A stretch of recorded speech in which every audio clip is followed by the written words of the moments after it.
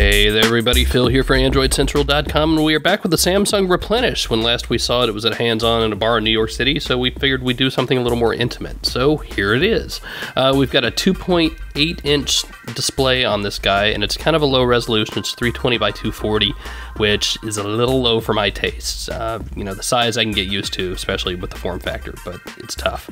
We've got 4 physical buttons here. You have menu, home, back, and search, and they feel really nice. I really like how they're done. They look good, they feel good, and they're in a good spot, so good on Samsung for that. Home screens, it's pretty much almost stock Android, you know, whatever that is. It's not heavily skinned yet, because we have a cool little button here called Sprint ID, which lets you do exactly that. It's Sprint's little proprietary system for theming Android. It's actually, when it works well, it's really good. It can be slow at times just to load, but not a whole lot of bloatware on here. We have just a couple of Sprint apps and a little Office app, and that's about it. I've put Seismic and Angry Birds on here. You also have LogMe and Rescue on here, so I guess if you need some sort of tech support, somebody can help you with your phone. It's kind of ominous that they put that there. Let's hope you never actually need it. Let's see what else we got. Dive into the settings here and see exactly what version of Android we have, and it's Android 2.2.2, which is actually newer than some of the other phones that are coming out now, including the Droid Charge, which is 2.2.1, right? So a little interesting there that we've got 2.2.2. Whether we get Gingerbread, I don't know. So let's take a look at the buttons. We have a physical camera button down here, and up top we have the voice command button. That's good to see. We have a 2-megapixel camera on the back, so it's not the world's most powerful. The battery cover is kind of textured. It feels decent. You got your volume rocker here on the other side and a little lanyard holder, 3.5mm headphone jack, and the power button's up top. It's not on the side where we've seen it on most Samsung phones lately, so interesting little change there. Let's see. Battery cover down here at the bottom pops off thusly. And underneath it we have your battery. It's 1160 milliamp hours. It's not the world's biggest battery, so we'll see.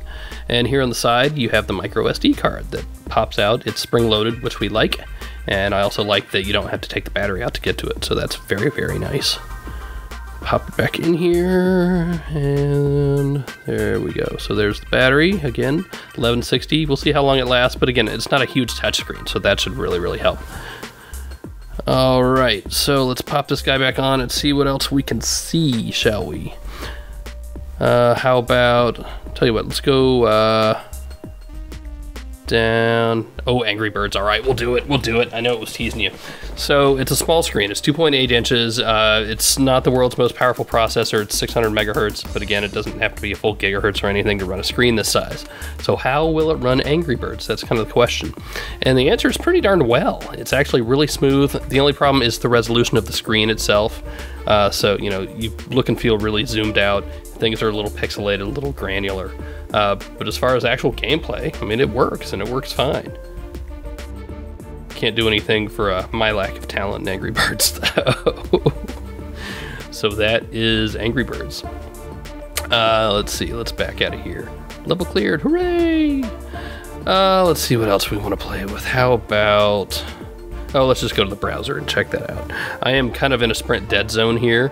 But let's pull up AndroidCentral.com. I haven't turned on Wi-Fi yet, so we'll see how that goes. As long as we're here, let's look at the keyboard. The keys are actually pretty good. I think I like them a little bit better than the Droid Pro. They just feel nicer. I would prefer maybe a little more rounded, but they're not bad. So let's type Android Central. And you actually have a little .com button as a function, so we have to hit the FN button first. And then there's a .com button you can't quite see, but it works. And enter, and let's see if we can pull up Android Central. Now, we are pulling up the full site, so it's probably going to take a second. And again, look at the bars I got. Dead zone, dead zone. Oh, now it wants to sync something. That's no good for anybody. So how about we just back out and let that load in the background.